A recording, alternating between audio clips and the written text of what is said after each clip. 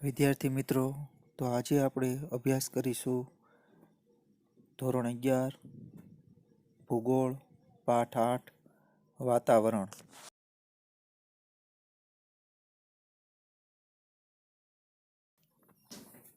હવામાન ટૂંકા સમયગાળાની વાતાવરણની વાસ્તવિક સ્થિતિને હવામાન કહે છે. હવામાન સવારનું, બપોરનું, સાંજનું, રાત્રિનું કે દિવસનું એમ કોઈ પણ સમયગાળાનું હોઈ શકે. હવામાનનો આધાર તાપમાન, ભેજ, વરસાદ, હવાનું દબાણ, ધુમ્મસ, વાદળનું પ્રમાણ વગેરે પર રહેલો છે. વિશ્વના દેશો પોતાના પ્રદેશનું દરરોજનું હવામાન નોંધી તેનો અહેવાલ અને હવામાન નકશા દૂરદર્શન તથા રેડિયો પર પ્રસારિત કરે છે. આપણે જોઈએ છીએ કે રેડિયોમાં રોજે રોજનું હવામાન છે તેની માહિતી આપવામાં આવે છે. તેમજ દૂરદર્શન પર વૈશ્વિક તેમજ પોતાના દેશ સંબંધિત નકશા સાથે હવામાનની જાણકારી ચિત્ર દ્વારા આપવામાં આવે છે. તો ભારતમાં હવામાન ખાતાની મુખ્ય કચેરી દિલ્હીમાં આવેલી છે, જે સમગ્ર દેશનું રોજે રોજનું હવામાન દર્શાવતા અહેવાલ અને નકશા દિવસમાં 2 વખત પ્રસિદ્ધ કરે છે. હવે આપણે આબોહવા વિશે અભ્યાસ કરીશું. વાતાવરણની લાંબા ગાળાની સરેરાશ સ્થિતિને આબોહવા કહેવામાં આવે છે. સામાન્ય રીતે જે તે પ્રદેશની 35 કે તેથી વધુ વર્ષોની હવામાનની પરિસ્થિતિ ઉપરથી તે પ્રદેશની આબોહવા નક્કી કરવામાં આવે છે. એટલે કે વાતાવરણની લાંબા ગાળાની સરેરાશની સ્થિતિ દ્વારા આબોહવા નક્કી થાય છે. જે તે પ્રદેશની 35 કે તેથી વધુ વર્ષોની હવામાનની પરિસ્થિતિ ઉપરથી તે પ્રદેશની આબોહવા નક્કી કરવામાં આવે છે. આપણે જોઈએ તો ભારત આબોહવામાં ઘણી વિવિધતાઓ અને વિલક્ષણતાઓ ધરાવતો દેશ છે. પૃથ્વી સપાટીના કેટલાક પ્રદેશોમાં પવનની દિશા ઋતુ પ્રમાણે બદલાય છે. ભારતની આબોહવામાં અનેક બાબતોમાં ભિન્નતા છે. દક્ષિણ ભારત દ્વીપકલ્પી પરિસ્થિતિ ધરાવતો હોવાથી દરિયા કિનારાની સમ આબોહવાનો અનુભવ કરે છે, જ્યારે દરિયા કિનારાથી દૂર જતા ખંડી આબોહવા અનુભવાય છે. ઉત્તર ભારતનો ઘણો ભાગ દરિયાથી દૂર હોવાથી ત્યાંની આબોહવા ખંડી છે. ભારતની લગભગ મધ્યમાંથી કર્કવૃત પસાર થાય છે. દક્ષિણ ભાગ ઉષ્ણકટિબંધમાં અને ઉત્તર ભાગ સમશીતોષ્ણ કટિબંધમાં આવેલો છે. પરિણામે દેશના જુદા જુદા ભાગોમાં આવેલા સ્થળોના તાપમાન અને વરસાદમાં ઘણો મોટો તફાવત નોંધાય છે. હવે આપણે અભ્યાસ કરીશું આબોહવાના તત્વો. તેમાં પ્રથમ છે સૂર્યાઘાત અને તાપમાન. સૂર્યમાંથી મળતી ગરમીને સૂર્યાઘાત કહેવામાં આવે છે. એ આપણે અગાઉના પ્રકરણમાં શીખી ગયા છીએ. સૂર્યાઘાતનું પ્રમાણ અક્ષાંશ પ્રમાણે જુદું જુદું જોવા મળે છે. ઉષ્ણકટિબંધમાં સૂર્યના કિરણો લંબ પડતા હોવાથી તાપમાન ઊંચું રહે છે, જ્યારે ધ્રુવ પ્રદેશમાં એટલે કે ઉત્તર ધ્રુવ અને દક્ષિણ ધ્રુવ પ્રદેશમાં સૂર્યના કિરણો ત્રાંસા પડતા હોવાથી ત્યાં સૂર્યાઘાતનું પ્રમાણ નીચું જોવા મળે છે. તાપમાન નીચું અનુભવાય છે. સૂર્યાઘાત અને તાપમાન પરથી જે તે પ્રદેશની આબોહવા ગરમ, ઠંડી, સમ કે વિષમ છે તે નક્કી કરી શકાય છે. સૂર્યાઘાતના પ્રમાણ જે પ્રદેશ પર વધુ પડતું હોય ત્યાં ગરમી અને ઓછું પડતું હોય, સૂર્યાઘાત ઓછો પડતો હોય ત્યાં ઠંડીનો અનુભવ થાય છે.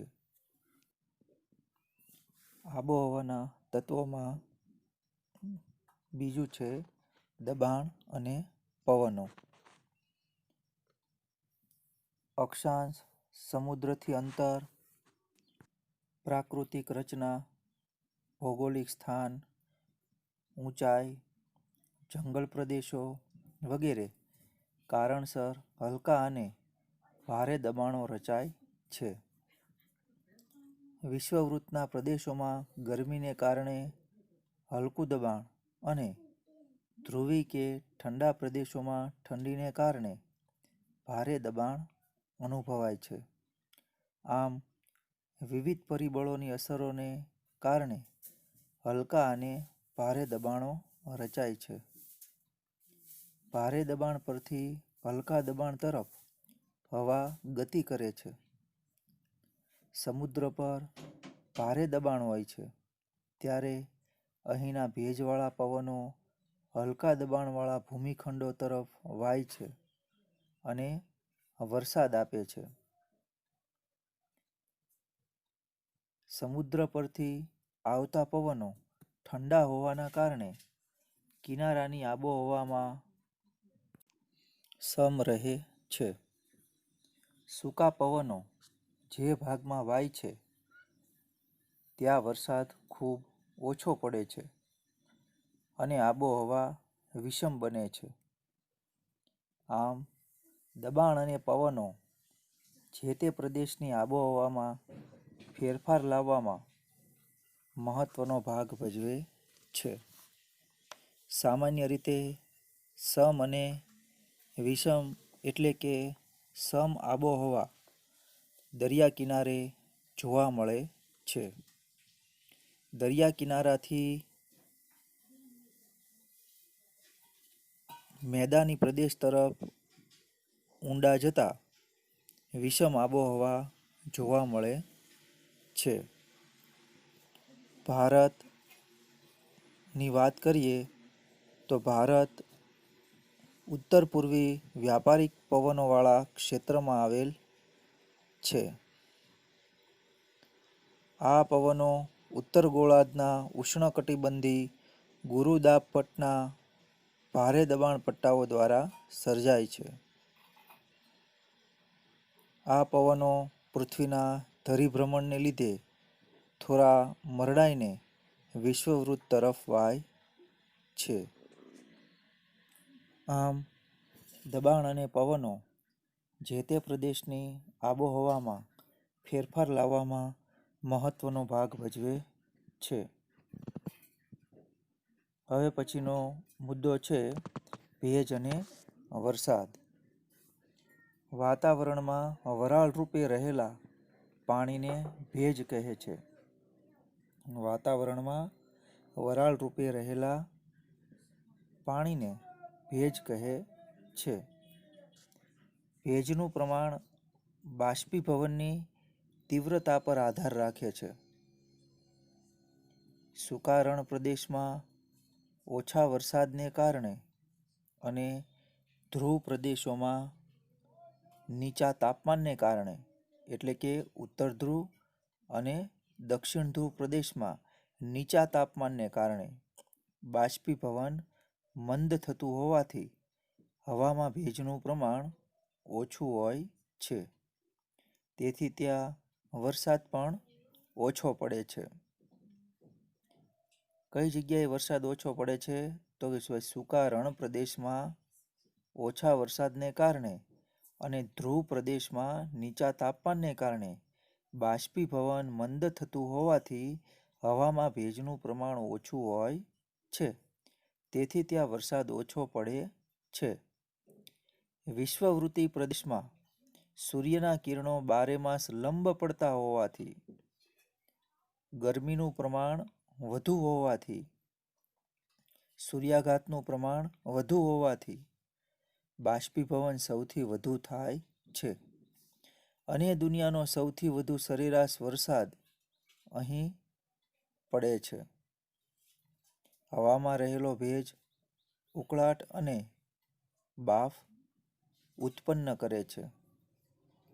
આ કારણથી વિશ્વવૃત્તિ પ્રદેશની ભેજવાળી આબોહવા માનવ સ્વાસ્થ્ય માટે અનુકૂળ નથી. આ રીતે ભેજ અને વરસાદના કારણે સૂકી કે ભેજવાળી આબોહવા નક્કી થાય છે. હવે જોઈશું આપણે આબોહવાને અસર કરતા પરિબળો. પૃથ્વી સપાટી પર તાપમાન, વાતાવરણીય દબાણ, પવનો, ભેજ, વરસાદ વગેરે વાતાવરણીય ઘટકોના પ્રમાણ અને વિતરણ પર અંકુશ ધરાવતા કેટલાક પરિબળો છે, જે આબોહવાને અસર કરતા પરિબળો ગણાય છે. આબોહવાને અસર કરનારું પ્રથમ પરિબળ છે અક્ષાંશ. અક્ષાંશ આબોહવા પર અસર કરનારું એક મહત્વનું પરિબળ છે. વિશ્વવૃત્તિ પ્રદેશમાં સૂર્યના કિરણો લંબ પડતા હોવાથી ત્યાં ગરમી વધુ પડે છે, સૂર્યાઘાત વધુ પડે છે. બાષ્પીભવન વધારે થાય છે અને વરસાદ પણ વધારે પડે છે.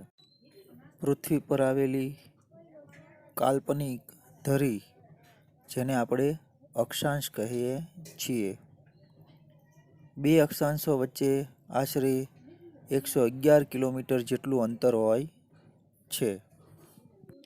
વિશ્વવૃત્તિ પ્રદેશથી ધ્રુવીય પ્રદેશો તરફ જતા સૂર્યના કિરણો ત્રાંસા પડતા જાય છે. એટલે કે ઉત્તર ધ્રુવ અને દક્ષિણ ધ્રુવ તરફ જતા સૂર્યના કિરણો ત્રાંસા પડતા જાય છે. સૂર્યાઘાત ઓછો દેખાય છે. ધ્રુવીય પ્રદેશ પર સૂર્યના કિરણો સૌથી વધુ ત્રાંસા પડે છે.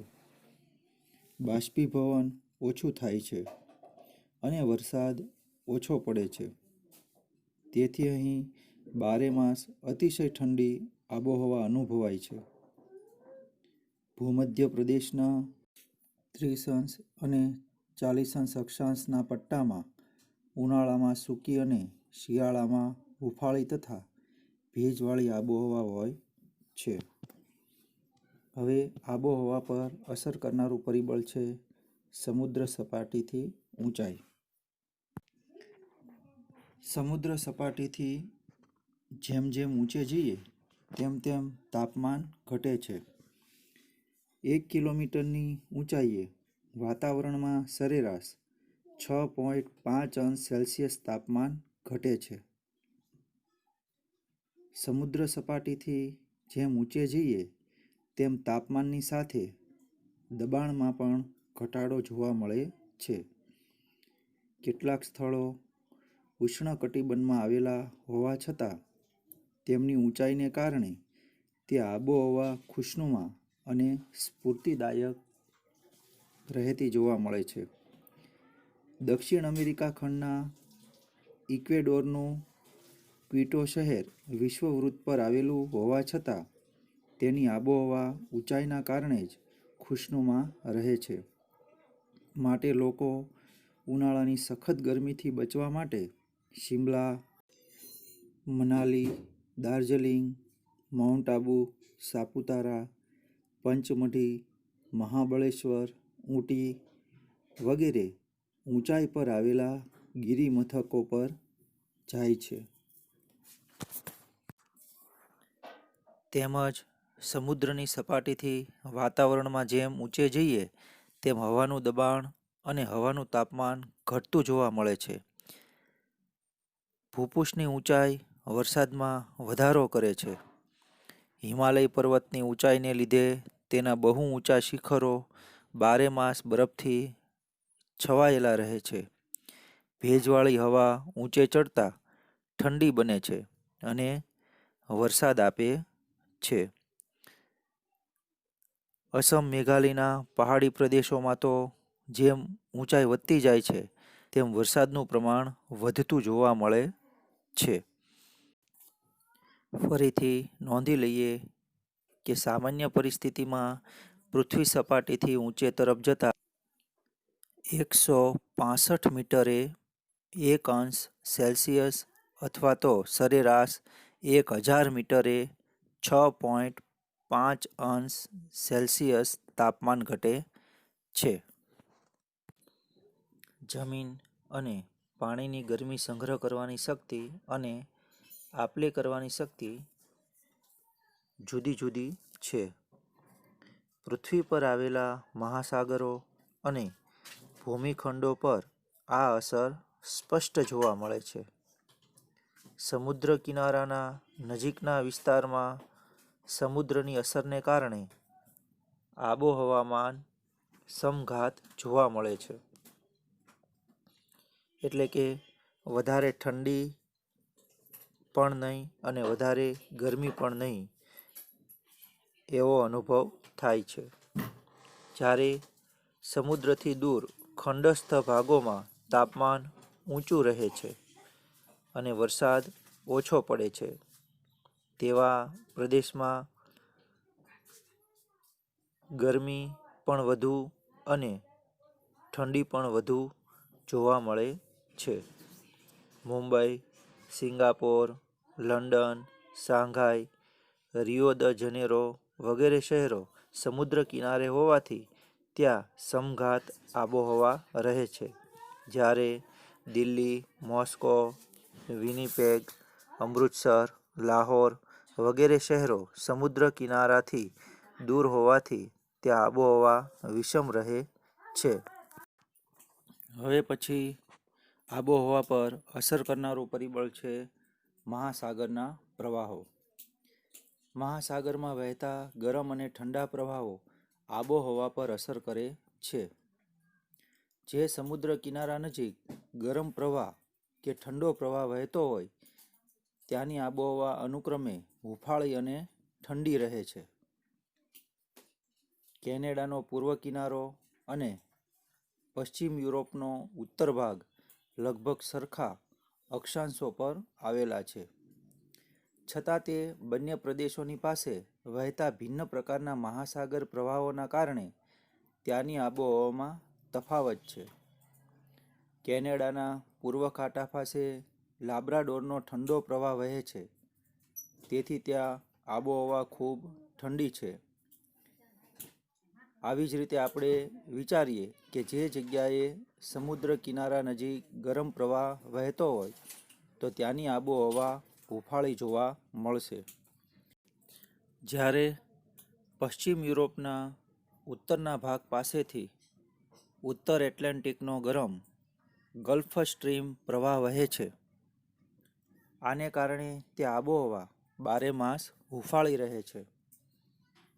તો આમ સમુદ્ર કિનારા નજીક ગરમ પ્રવાહ કે ઠંડો પ્રવાહ વહેતો હોય ત્યાંની આબોહવા અનુક્રમે હૂંફાળી અને ઠંડી રહે છે. ગરમ પ્રવાહ હોય તો આબોહવા હૂંફાળી અને ઠંડો પ્રવાહ હોય તો ઠંડી રહે છે. આમ મહાસાગરના પ્રવાહો આબોહવાને અસર કરે છે. હવે પછીનું આબોહવાને અસર કરનારું પરિબળ છે જમીનના પ્રકાર. આબોહવાના નિર્માણમાં જમીન એક મહત્વનો ભાગ ભજવે છે. આબોહવાના નિર્માણમાં જમીન એક ગૌણ પરિબળ છે. આપણે જોઈએ તો રેતાળ જમીન, કાપવાળી જમીન, લાલ માટીની જમીન, ગોરાડું, કાળી જમીન, લાવાવાળી જમીન, રણ પ્રદેશની જમીન.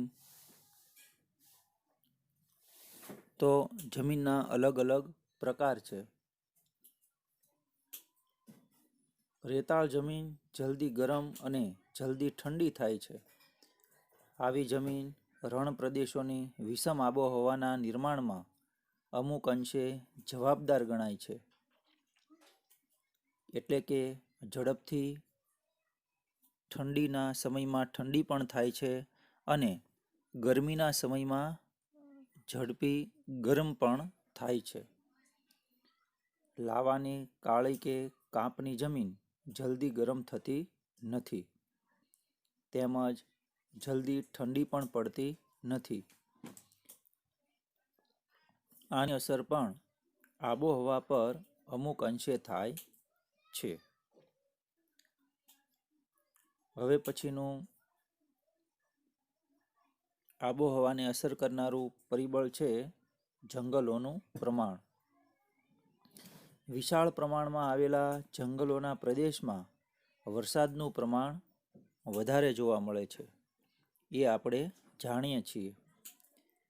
અને તાપમાન સરેરાશ કરતાં નીચું રહે છે. જ્યાં જંગલોનું પ્રમાણ વધુ હોય છે ત્યાં સામાન્ય રીતે તાપમાન નીચું જોવા મળે છે.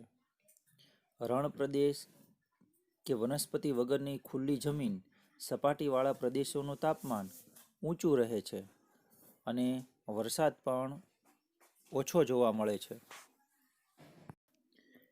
ભારત દેશની વાત કરીએ તો ભારતના પશ્ચિમ ભાગમાં રાજસ્થાનમાં માત્ર 10 સેમી જેટલો વરસાદ પડે છે, જ્યારે પૂર્વમાં 1200 સેમી જેટલો વરસાદ પડે છે. તો આ જંગલોના પ્રમાણને કારણે થાય છે. પૂર્વ ભારતમાં આવેલા વિશાળ જંગલ પ્રદેશોને કારણે વધુ વરસાદ પડે છે. તેથી અહીં 1200 સેમી જેટલો વરસાદ જોવા મળે છે. આબોહવા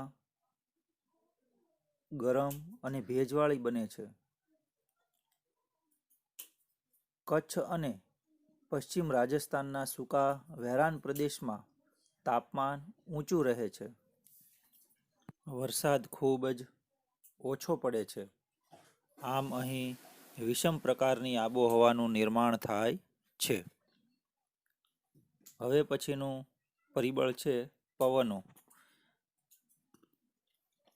પવનોની દિશા અને તેની ગતિની આબોહવા પર અસર થાય છે. ઠંડા પ્રદેશો પરથી વાતા પવનો ઠંડા હોય છે. તે જ્યારે ગરમ પ્રદેશો પર વાય છે ત્યારે ત્યાંના તાપમાનમાં ઘટાડો કરે છે. ગરમ પ્રદેશો પરથી આવતા પવનો ગરમ હોય છે, જ્યારે ઠંડા પ્રદેશો પર વાય છે ત્યારે તે તાપમાનમાં વધારો કરે છે. સમુદ્ર તરફથી વાતા ગરમ અને ભેજવાળા પવનો વરસાદ આપે છે અને જમીન વિસ્તાર પરથી વાતા સૂકા પવનો વરસાદ આપતા નથી. આમ ગરમ પ્રદેશો પરથી આવતા પવનો ગરમ અને ઠંડા પ્રદેશ પરથી આવતા પવનો ઠંડા અનુભવાય છે અને તેની આબોહવા પર અસર થાય છે.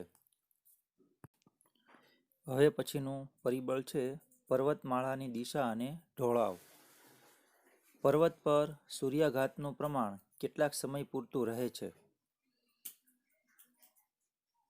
એટલે કે ગરમીનું પ્રમાણ કેટલાક સમય પૂરતું રહે છે અને તેના ઢોળાવની દિશા કઈ છે તે મુજબ તાપમાન અને વરસાદ નક્કી થાય છે. સામાન્ય રીતે પૂર્વ દિશા કરતાં પશ્ચિમ દિશાના પહાડી ઢોળાવ પર સૂર્યાઘાતનું પ્રમાણ વધુ સમય સુધી રહે છે. આથી પશ્ચિમ દિશાના ઢોળાવ પર તાપમાન ઊંચું રહે છે.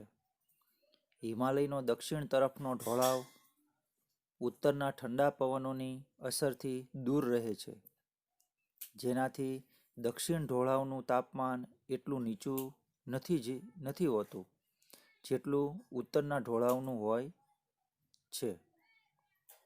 સમુદ્ર પરથી વાતા ભેજવાળા પવનોના માર્ગમાં પર્વતમાળા આડી આવેલી હોય તો તે પર્વતો તેની સાથે અથડાઈને ઊંચે ચઢે છે અને પવનાભિમુખ ઢોળાવ પર વધુ વરસાદ આપે છે, અને પવનો પર્વતમાળા ઓળંગીને પવન વિમુખ બાજુએ જાય છે ત્યારે તેમાં ભેજ ઓછો થઈ ગયો હોવાને કારણે ઓછો વરસાદ આપે છે. આમ ઉપરોક્ત આબોહવાને અસર કરતા પરિબળો છે.